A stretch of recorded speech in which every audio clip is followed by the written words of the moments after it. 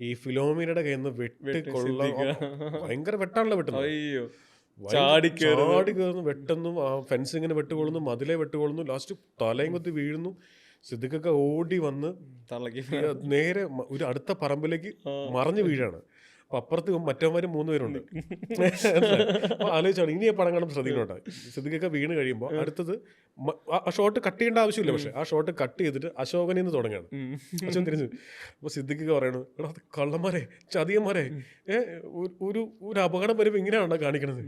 അപ്പൊ അശോകന്റെ ഡയലോഗ്, അതിനതൊരു അപകടമാണെന്ന് ഞങ്ങൾക്ക് കൂടെ തോന്നുന്നില്ല.